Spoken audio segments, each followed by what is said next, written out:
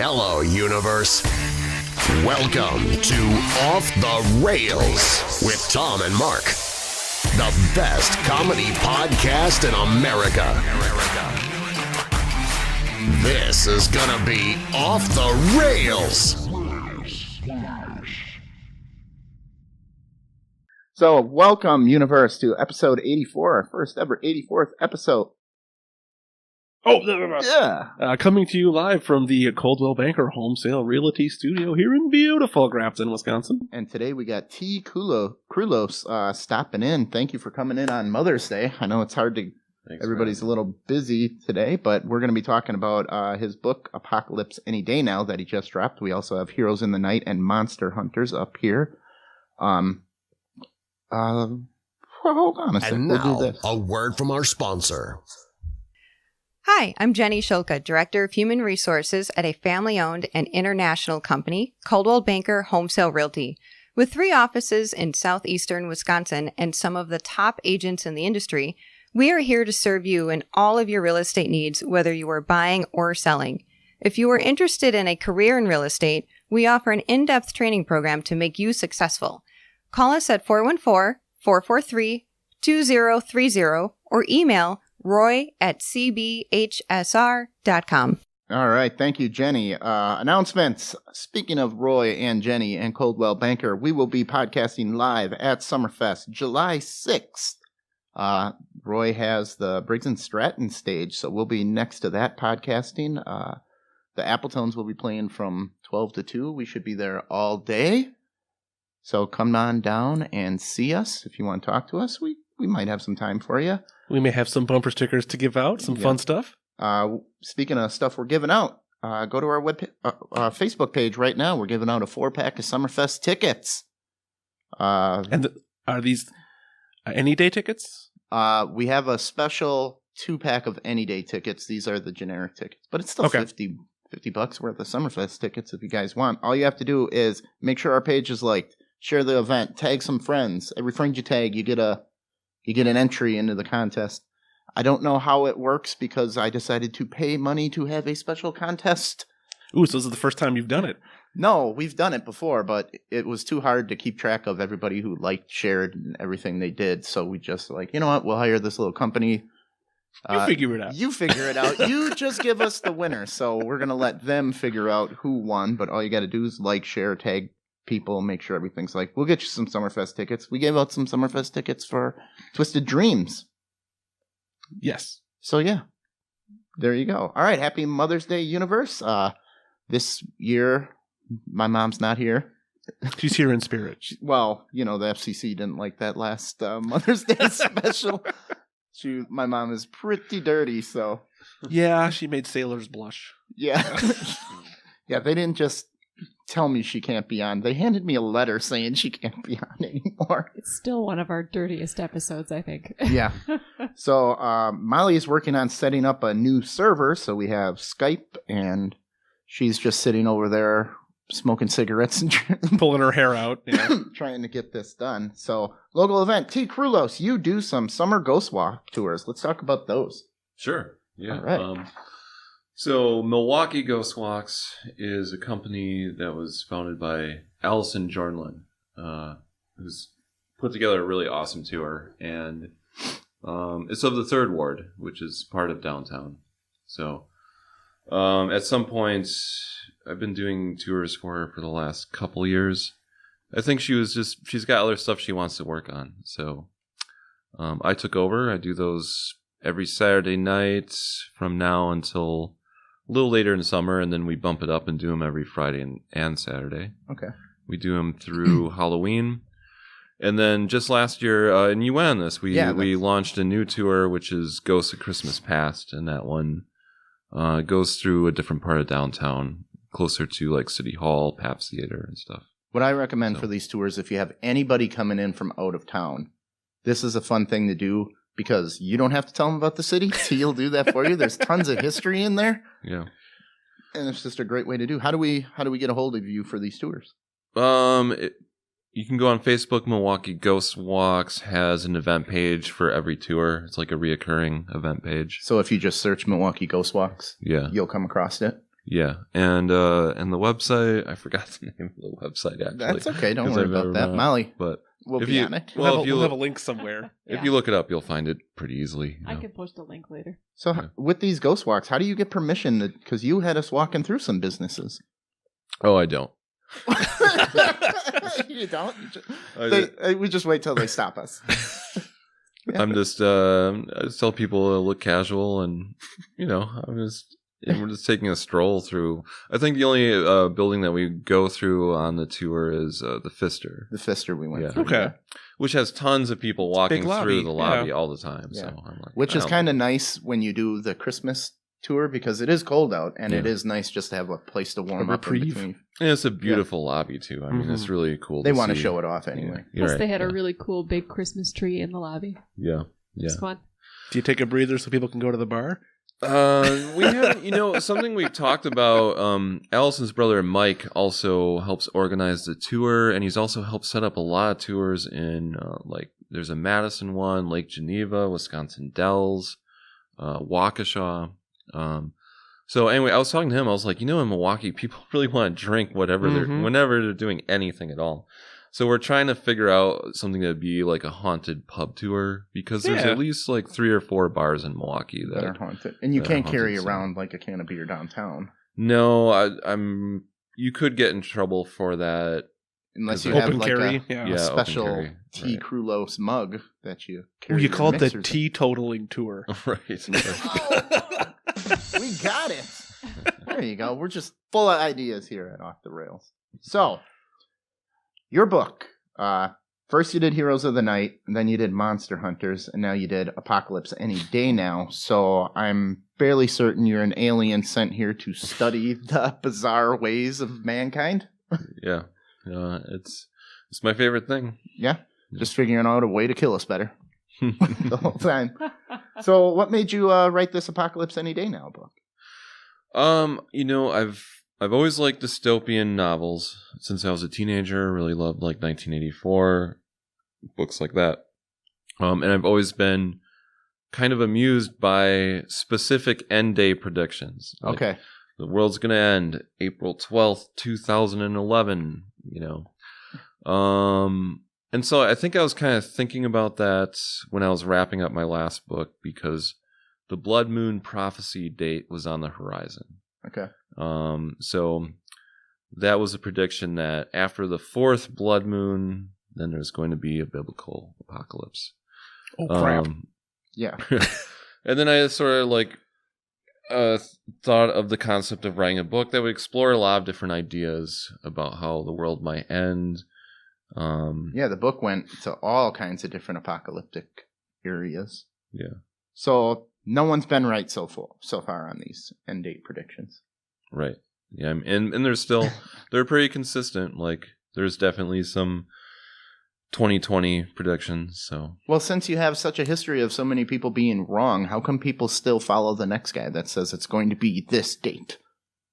I think there's people that really want to believe in it. So when someone comes along and says something is going to happen, a lot of people are followers and they're like, yeah, it makes sense to me, Yeah. So, people can have a very compelling argument about however they got to that conclusion. Usually I found that's math based on just a couple of short verses in the book of Daniels, actually. Okay. People think it's the book of Revelations, but in the book of Daniels, there's some phrases that say that there's going to be a 7 of 7 and a 7. And then people do their own sort of math. And Yeah, it'll be 7 weeks and then times 7 months times Yeah, but 7 years. the calendar has Right. changed a couple of times over human history. So Yes. do you go with the exactly. Julian calendar or the Gregorian calendar? Well, that's part of what leads to these, someone's like, well, someone made this prediction and it was wrong, but did they do... But they didn't account for those Yeah, right. Yeah. 46 BC, what was a 400-day year Yeah. or whatever it was. Yeah.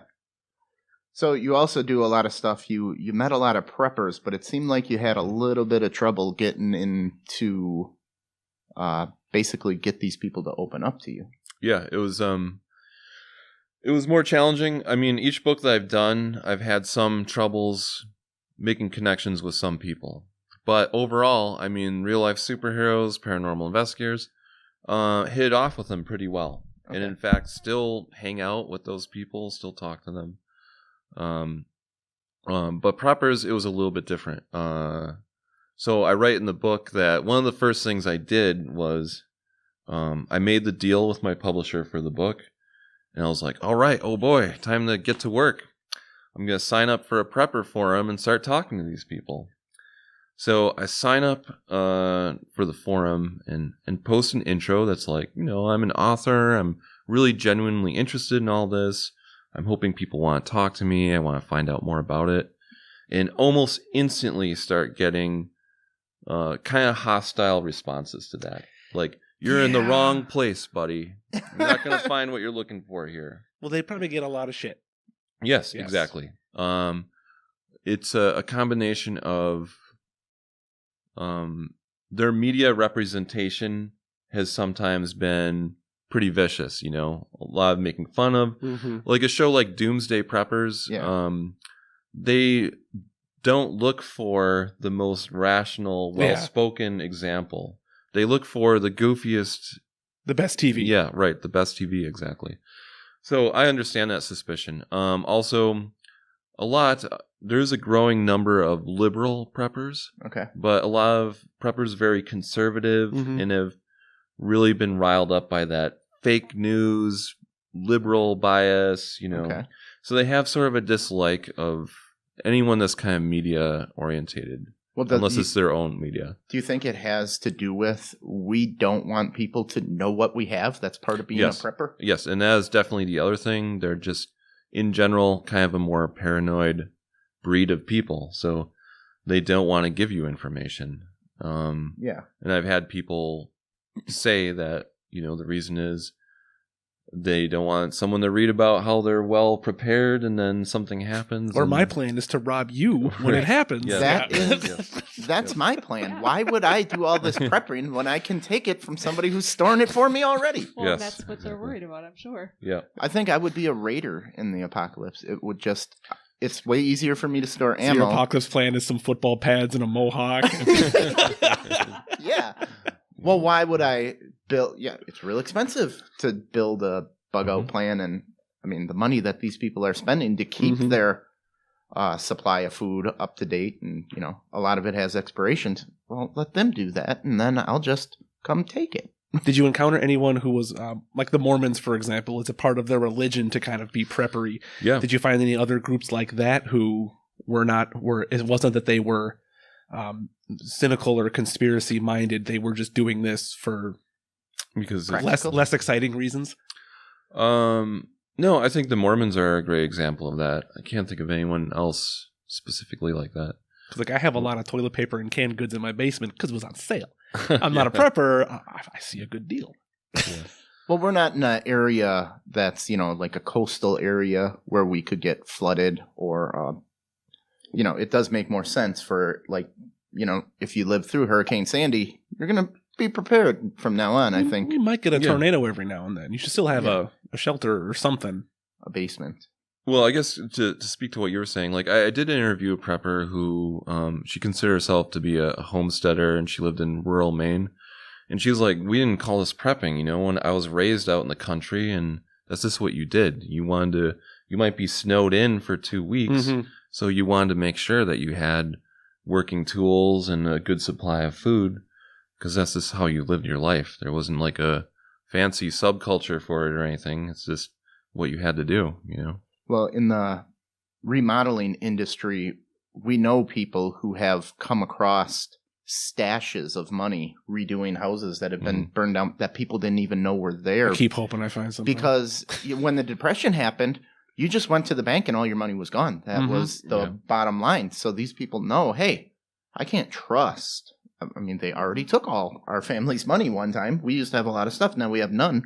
So it makes sense that we're only a generation away from that. So if you live in an old house, just check the vents. Yeah. Was it a couple of years ago the CDC or someone was like promoting the idea of the zombie apocalypse survival kit just to get people thinking about storing supplies in their house for whatever emergency might happen. What are your thoughts on that kind of a? Well, they actually took that idea from a group that I write about in the book, Zombie Squad. And that's kind of the whole mission of the group, is that they talk about surviving a zombie apocalypse, but it's the same thing as the CDC program. It's to get people interested, and then, if you can learn those skills, you'll be prepared to survive a natural disaster or any number of actual scenarios you might be in. If you can survive a zombie apocalypse, you can definitely survive a regular apocalypse. Right, yeah. So they don't believe that there's actually going to be one, but it's a good metaphor for... You want to have that wind-up flashlight. Yeah. You got to have those supplies. They don't believe that there may be some sort of weaponized rabies, which is basically it destroys your mind and you bite people and infect them. No, they don't. I've heard that. I've heard about that, but I haven't heard Zombie Squad speak about it. But okay, I've heard about it. But Zombie Squad knows what they are, Tom. They're self-aware. Well, I would. The CDC and whatever, that's one of the doomsday things, is that there's going to be another bubonic plague, which has appeared back up again. Oh yeah, I saw it. That couple ate a raw woodchuck or something, and they got bubonic plague.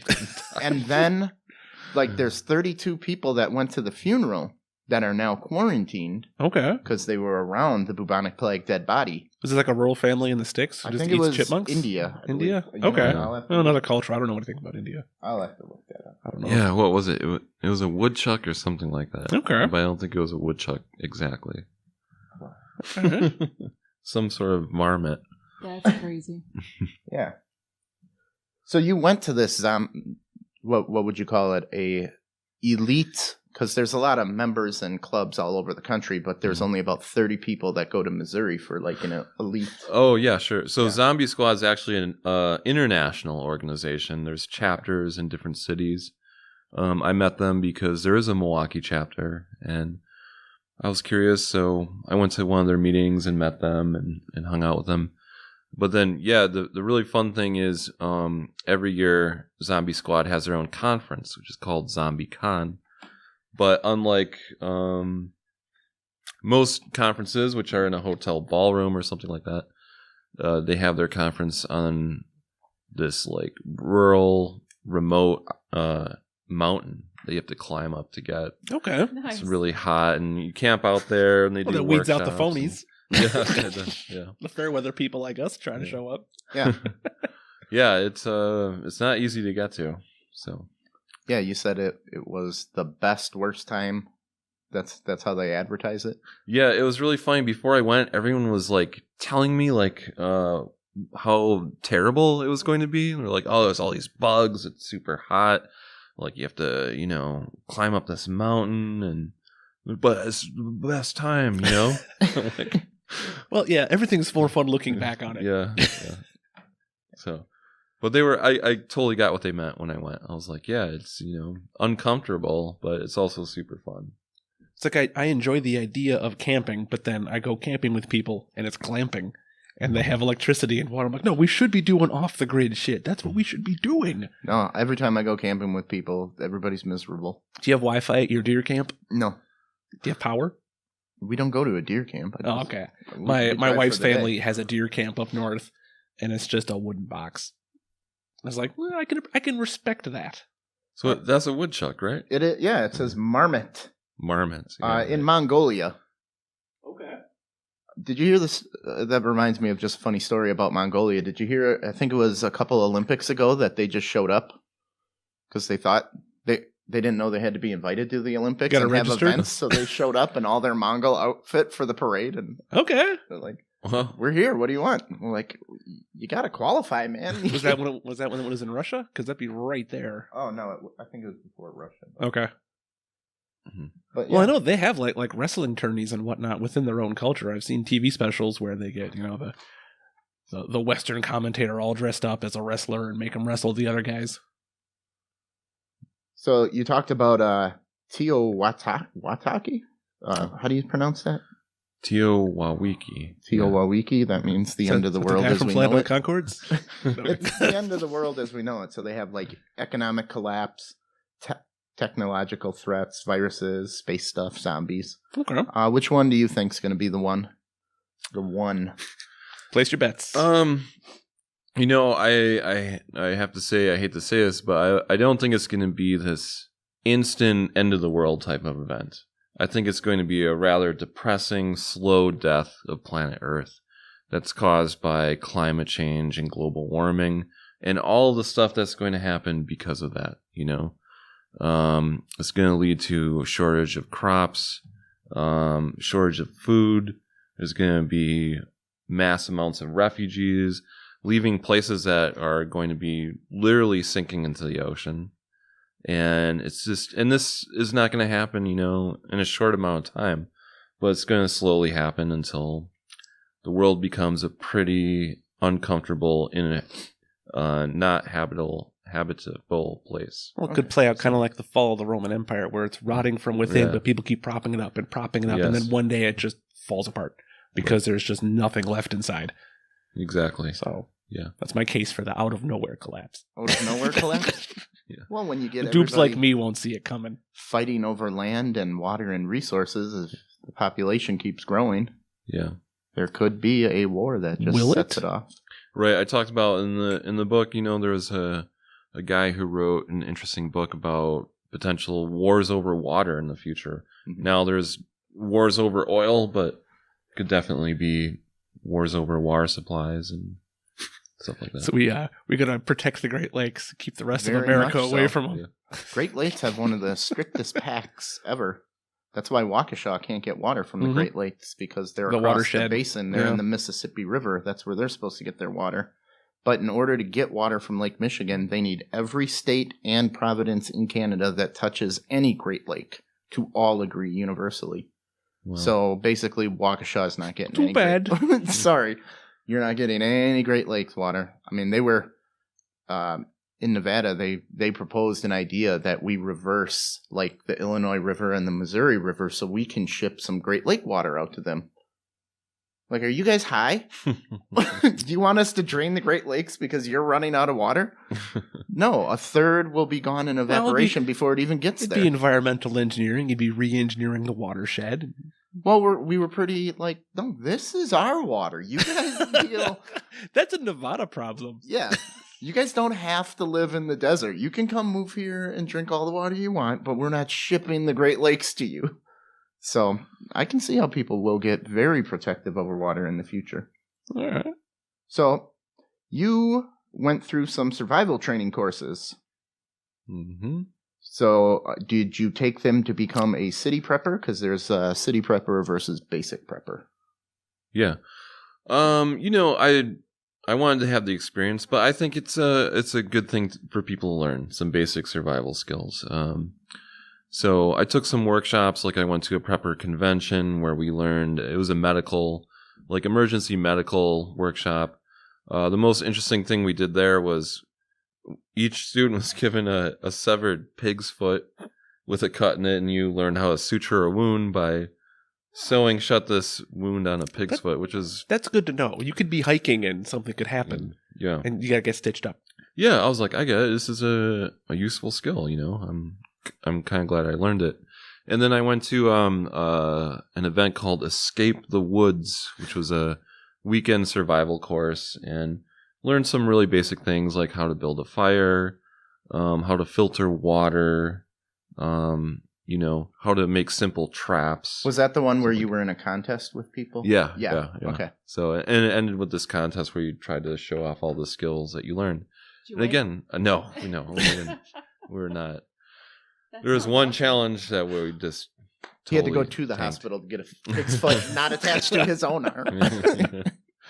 But there again, I was like, okay, these are all useful skills to know. I think people should learn stuff like this, especially like the age that we live in now. Like people just don't even think about learning anything like that, or don't want to, or don't have to. With our smartphones, But- we don't need to retain right. knowledge. We can Yeah. just look it up.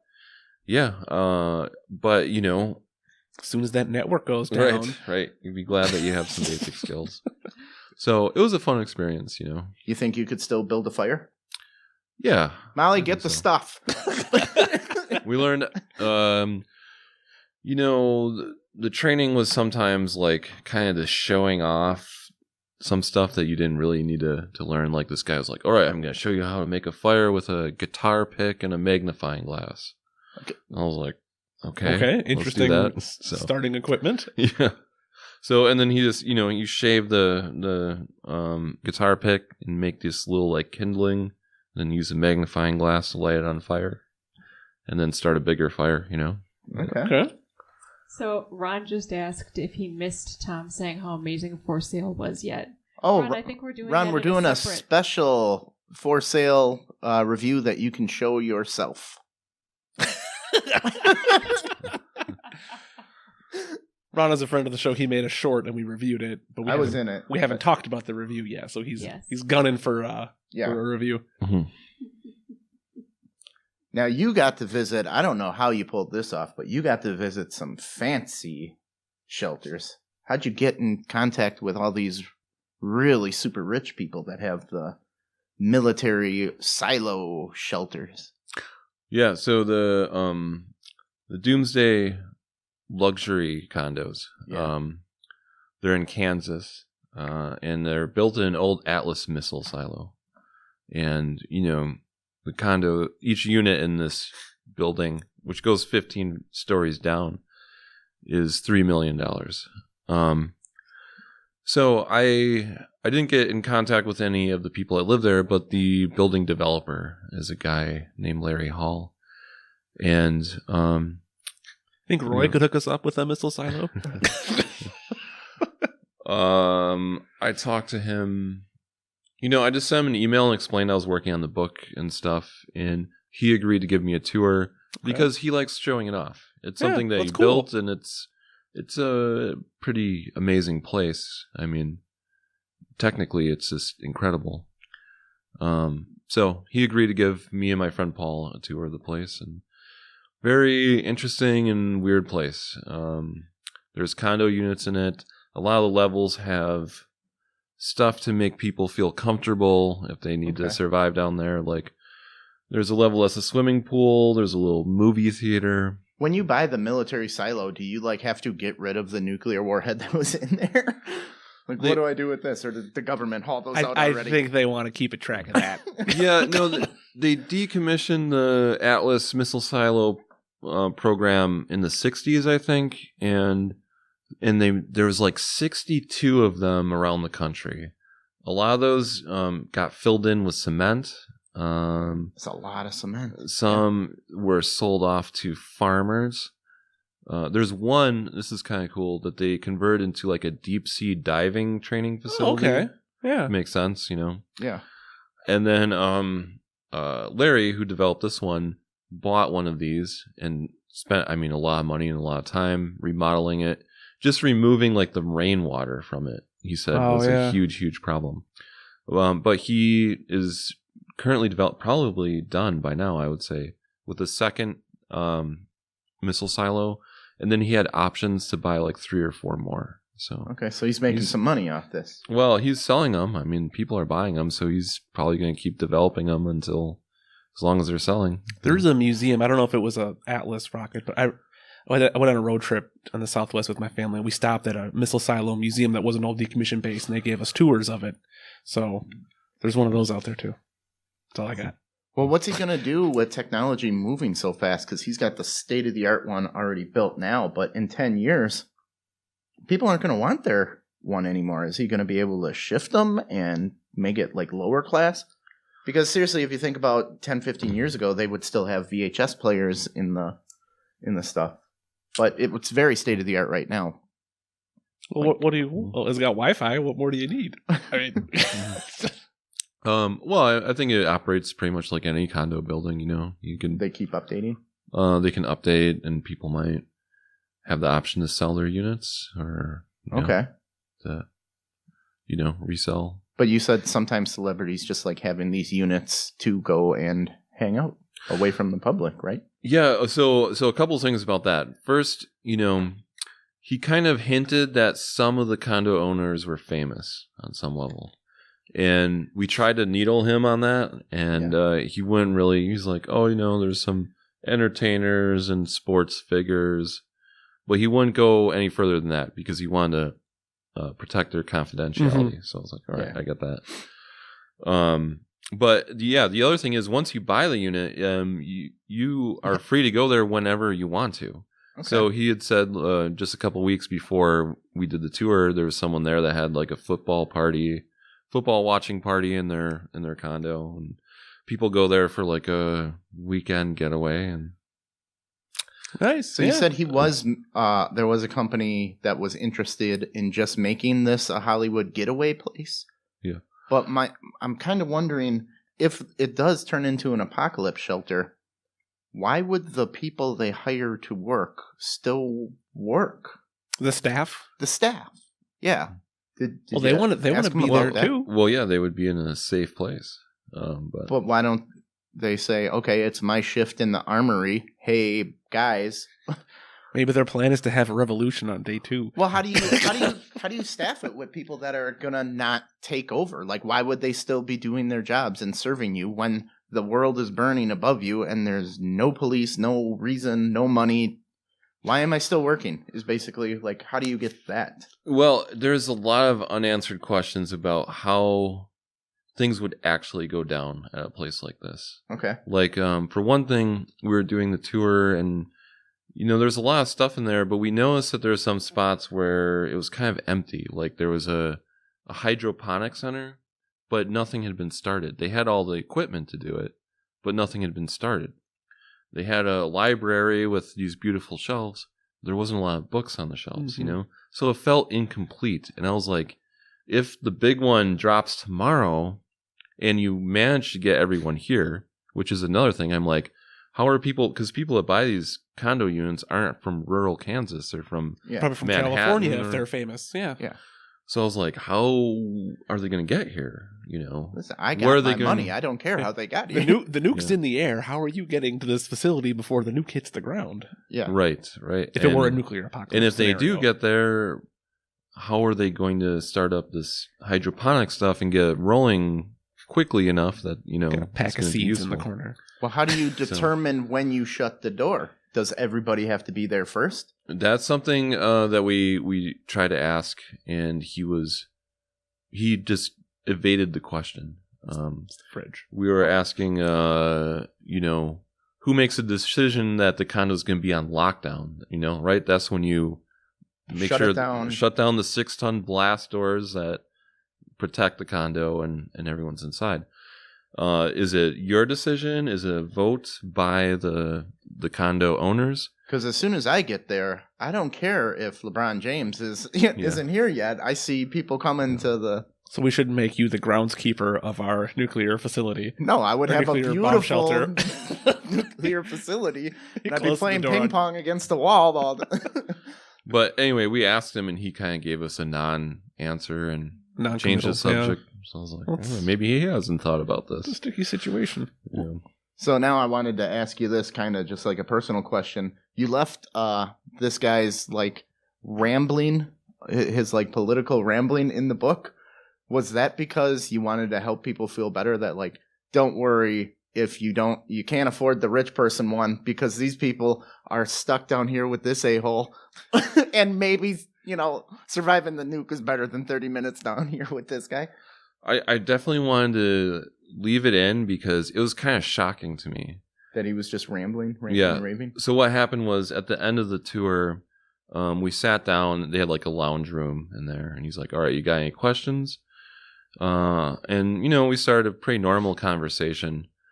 He told me this is, you kind of mentioned this briefly, and I just want to say it because it sounds so crazy to me. He's talking about developing some shelters, and one of them would be for like corporate entities. So let's say IBM has their own bunker. They're going to move all of their best employees and their families into this bunker. All of the company data will be stored down there. So the apocalypse happens and they wait it out for a few years, and then They fire up the Pentium factory. Right. They can emerge. Their corporation will survive the apocalypse, which I was just like, okay. And the other one was a Hollywood one where he said there was like a Hollywood talent agency that was going to make it like a combination spa bunker. So when the apocalypse happens, Johnny Depp and his hairstylist and his personal chef and like this entourage will head into the bunker. I was like, that sounds like the worst reality show ever. Yeah. Like they're gonna last the Kardashians. They're gonna last like 4 days down there before they go completely insane and start killing each other. Yeah. I'd watch that show. I got my Asian masseuse walking on my back every day. When is she just going to say, I don't want to walk on your back anymore? I'm not your back massager anymore. I don't think the Hollywood one's going to work out. That's going to be the first one that implodes. The Hollywood one. But anyway, so, we talk about that. I'm like, oh, that's interesting. And then he mentioned something about North Korea. And while we were doing this tour, Fox News was on TV in one of the rooms. And I noticed it happened to be the day that Trump was addressing the UN. Okay. And he's really being antagonistic about North Korea. That was a speech where he was saying, we're not afraid to blast them off the earth or something like that. Yeah. So I asked him what I thought was a pretty softball question. He's talking about North Korea. And I was like, don't you think it's kind of concerning about how loose Trump is being with his language, talking about it, And he went on this rant that was like a breathless 45-minute long rant. And everyone else in the room just sat there staring at him while he went talking about North Korea and ISIS, and he went all over the place. He was angry. He was angry at me for asking this question. My first thought is, are you stalling for time? So in case the World War III does start after that speech, you're good to go. Well, you're already in the shelter. Yeah. But, it really kind of changed my perspective a lot, because up until that point, I was like, this place is kind of weird. It's really technically amazing. He's like he had a volcanic ash scrubber as part of it. Okay. In case there was a volcanic explosion. The Yellowstone supervolcano explodes. Right. Yeah. Yeah. So he was prepared for all sorts of hypothetical situations. But when we left, I was like, can you imagine being stuck with this guy 15 stories underground? Like, I don't know. I'd rather take my chances just to get away from him. Yeah. It was the movie 10 Cloverfield Lane. Like, was it worse hanging out with John Candy in the basement or dealing with aliens on the top? I don't know. Yeah. So I just wanted to include that because I want people to think about, like maybe the dream scenario of being stuck in a bunker isn't the best. Yeah. Don't feel bad that you're not part of the 1%ers that can afford your bunker. Well, I'd assumed it was going to be me and Heidi Klum trapped in a bunker for 50 years. I never anticipated there being some crazy your political wildest guy there. dream and her nightmare. You would have to be really okay with everyone that you were going to be in there with. Yeah. Well, they said it's like 70, 80 to 100 people that can live in this comfortably. Mm-hmm. It's a good amount of people. Yeah. He found... the other thing that was impressive about it was he had done a lot of research and he had consulted psychologists about it. Mm-hmm. So, on one level of the bunker, there's a little grocery store. It kind of looks like a mini Whole Foods. And he created that not because he wanted to make a few extra dollars selling canned food or whatever, but it's because a psychologist said, you're going to have people stuck down here for a long time. You want to give them a normal, everyday experience, like pushing a shopping cart around a little store and looking at things on the shelves and saying hi to your neighbors and stuff like that. A natural reprieve for your mind, just so you're not constantly continuity. Thinking. Or the same thing with the movie theater room. Every unit has their own TV, obviously, but you want to have that shared experience where you go to a movie theater. Yeah, just an event to break the monotony. Instead of watching another movie on the couch, we're going to go and sit in a room full of chairs and watch the movie. Or but it makes sense, getting out. I thought when the world ended I wouldn't have to watch these frickin' kid recitals anymore. Now I'm stuck 200 feet underground watching a kid sing Annie. The other 99 people are just children's musical choirs. Yes. So, I got a couple articles up here that I was interested in because schizophrenia. So the article that is decided not to show up, it studies old chess champions throughout the years, like 1700s, 1800s on. And what they found out is they read like autobiographies of this guy, not autobiographies, just biographies, and they're like, everybody seems to have these symptoms of schizophrenia. So a psychologist did a report, and they were studying. The question was, are schizophrenic people just really good at chess, or does chess cause schizophrenia? So what they kind of concluded was, looking at a chessboard, you put yourself in a paranoid situation. You're trying to think constantly what the other person's move is going to do. He's trying to destroy me. And you have absolute control. You have absolute control. So they're thinking that the paranoia induced by years of playing chess, I mean, they have stories of chess people that are just like in a world championship game. They just get up, take their clothes off, and walk home. And now they're nuts forever. Yeah. I mean, Bobby Fischer. I was trying to come up with that name. Or whatever. Yeah. They're all losing their mind, and they think the constant paranoia causes schizophrenia. So did you notice any of these preppers who have that constant... Chessboards? No. Were they really good at chess? No, did you notice any of them have some of the symptoms of schizophrenia? I'm not sure if you're hallucinations, delusion, negative systems, disorganized thinking. Kind of like you said, your guy was a salesman at one point, and then he just real quick went into a 45-minute rant that never stopped without a breath. That's cognitive, disorganized thinking, negative system, delusions, pretty much. Yeah, and obviously he's a really good businessman because and a real estate developer. I don't know. I wouldn't know how to diagnose schizophrenia. I think a lot of preppers would know something almost like OCD, kind of, you know, really wanting to make sure that everything was organized and in place. That is part of it too, yeah. And definitely paranoia, like they don't always intersect, but I'm also working right now on a book about conspiracy theorists. And so those two are definitely on the Venn diagram and overlap with each other. You know, sort of this mistrust in government agencies for sure, and people in general, I would say. Yeah, you said there were... I don't want to give away too much of your book, but you ran into a couple situations where it became dangerous for a wife and a child to still live with this person because they went too far down the rabbit hole. And I would almost say that person in the book had schizophrenia. Yeah. He developed it. Yeah. So he started off kind of mild, and then it was snowball effect, you know, where things got crazier and crazier, and he's buying more and more weapons and survival supplies and living outside. Yeah, making his family camp outside so they can be ready when the government shows up to drag them off to the FEMA camps. And it's pretty scary, you know. Yeah.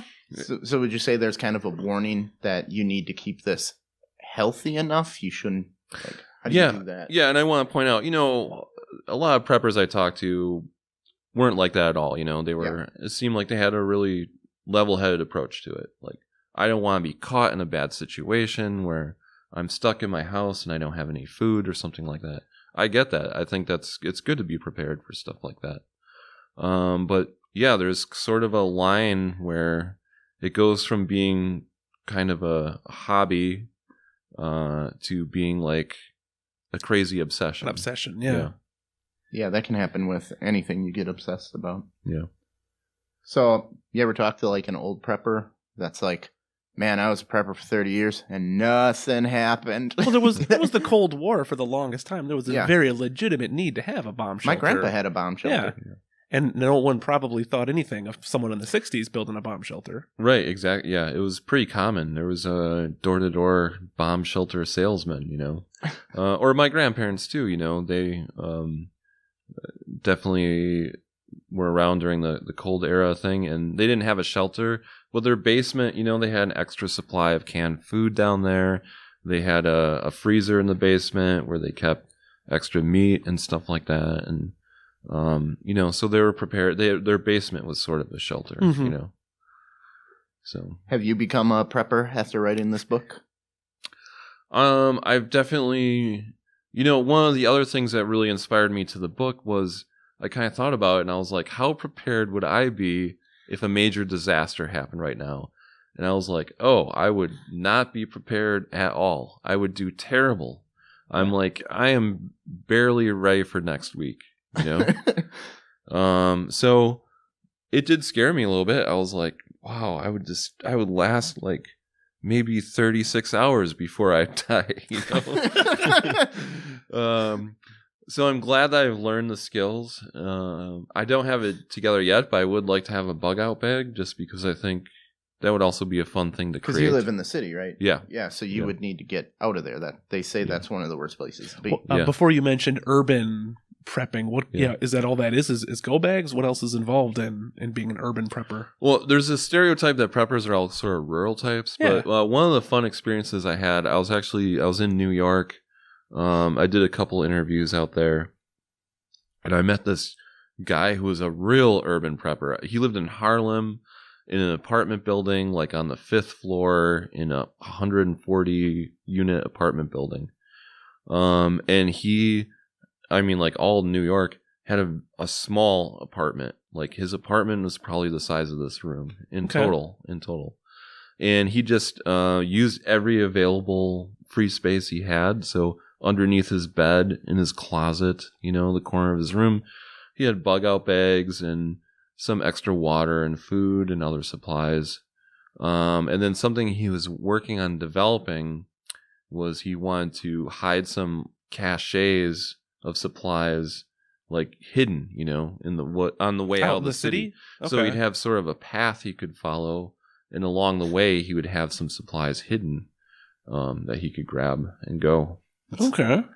Yeah, where would you hide stuff in a city? Like in a park? Yeah, like kind of buried treasure style, Duct tape to a manhole cover? Yeah. Well, that's going to get found by the utilities. Maybe. It's going to have to be, like buried somewhere. I don't even know. I don't know what else you could do. Yeah. But they build a community of other preppers too. So you work with other people. You're not bugging out alone. Yeah. Okay.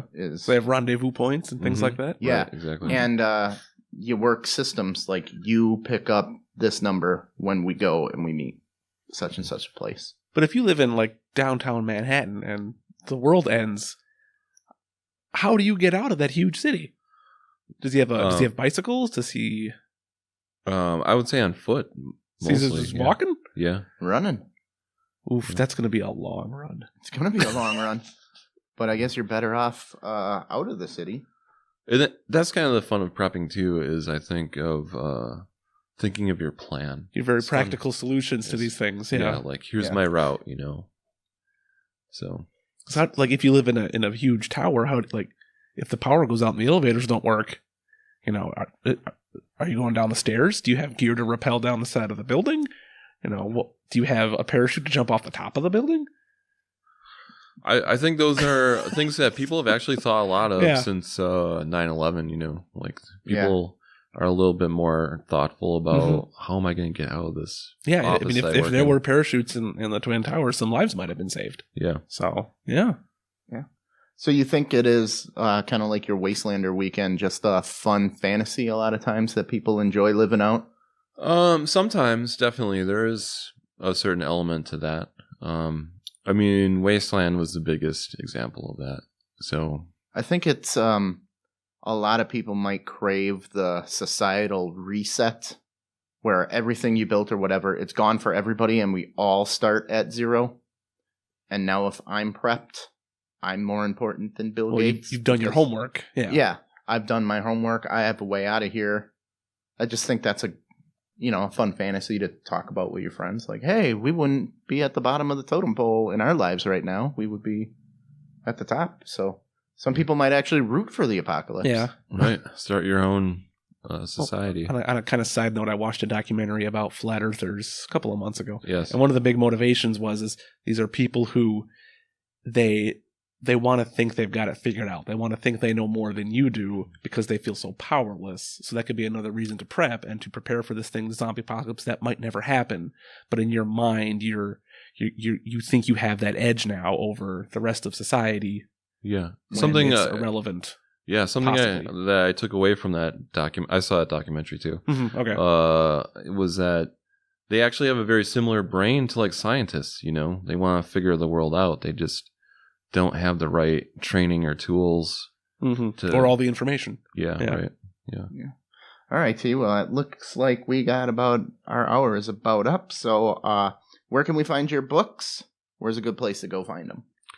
If you go to my website, tkrulos.com, I have a tab for each of my books on my page, so you can click there and find some more information, find links to buy them, as well as I have tabs for upcoming appearances, and I blog sometimes on the website too. So. And on your page, do you put your ghost tours, or you got to find you on social media for the ghost tour? I should put a link to the ghost tours on my page. I have not done that, but I will. That'll be on there. So. Just out of curiosity, being a podcast, have you ever done any audiobooks?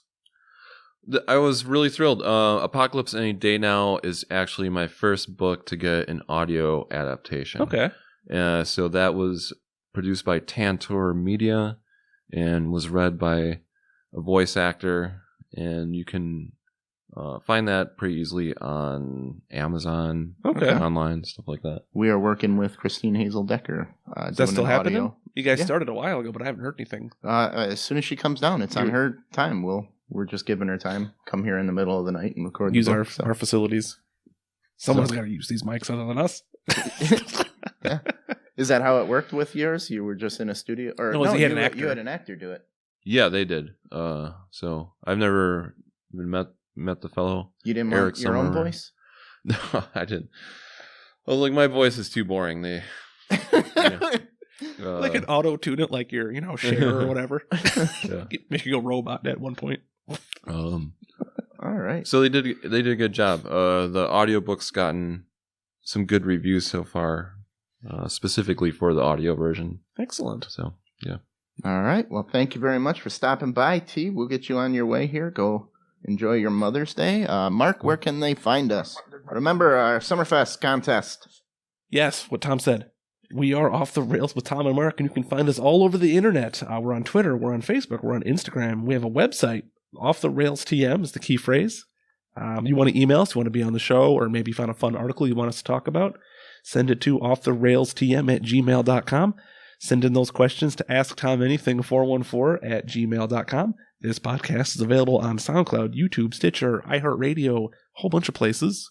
And see our website for more details. All right. Thanks again. Thank you very much, T. And Thank you. We're done. Thanks for tuning in, universe.